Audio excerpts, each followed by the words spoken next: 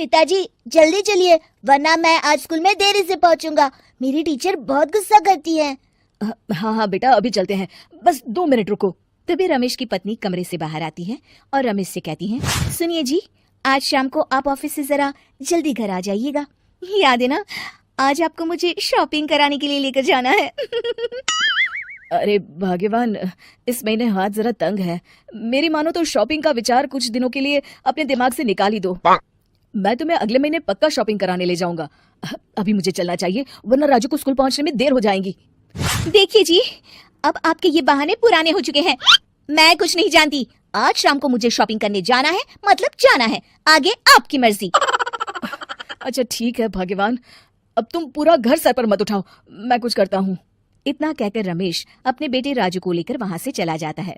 घर से निकलने के लिए रमेश जैसे ही अपनी मोटरसाइकिल शुरू करता है, तभी उसकी माँ उसे आवाज देकर कहती है, अरे रमेश, आज शाम को मुझे कुछ पैसे दे देना। याद है ना, मैंने तुझसे कहा था कि मुझे मंदिर में चढ़ावा चढ़ाना है। अरे माँ, मेरी तनख्वाह आने में अभी 10 दिन बचे हैं, अभी मेरे पास बिल्कुल पैसे नहीं है। हाँ, मेरी तनख्वाह मिलते ही मैं तुम्हें पैसे दे दूंगा।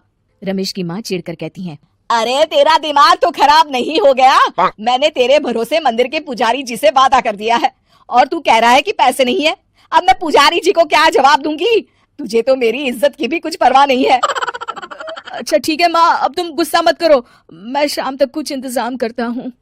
इतना कहकर रमेश वहां से चला जाता है। फिर दोपहर को जब रमेश अपने दफ्तर में बैठा होता है, तब उसे अपनी पत्नी और माँ की बातें याद आती हैं। रमेश अपने दफ्तर के एक साथी मोहन से कुछ रुपए उधार मांगता है। अरे भाई मोहन, मेरा एक छोटा सा काम कर दो, मुझे कुछ रुपयों की सख्त जरूरत है। मुझे कुछ दिनों के लिए क्या तुम रुपए उधार दे सकते हो?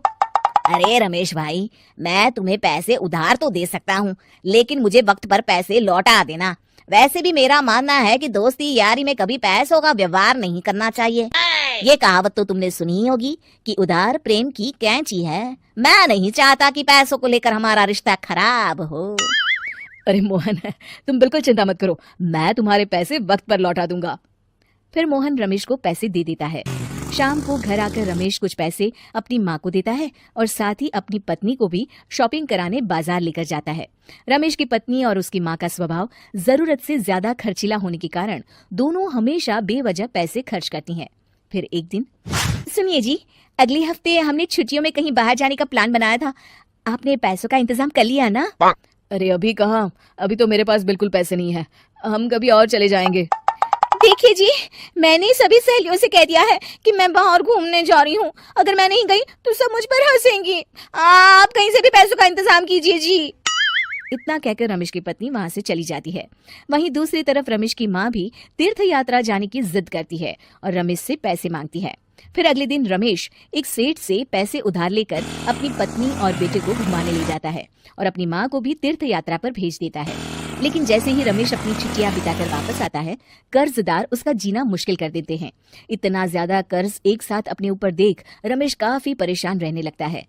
फिर एक दिन राजू की स्कूल की फीस वक्त पर न भर पाने के कारण रमेश को स्कूल में बुलाया जाता है।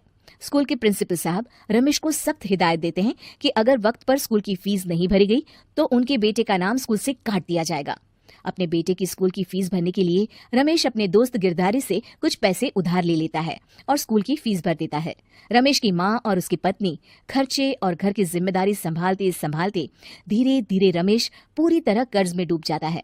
और तभी एक दिन दफ्तर में काम करते समय रमेश की तबीयत अचानक बिगड़ जाती है और वो बेहोश होकर गिर पड़ता है। उसे जल्दी से पास के एक अस्पताल में भर्ती कराया जाता है। रमेश के घर वालों को ये बात पता चल जाती है तो वे सभी अस्पताल पहुंचते हैं।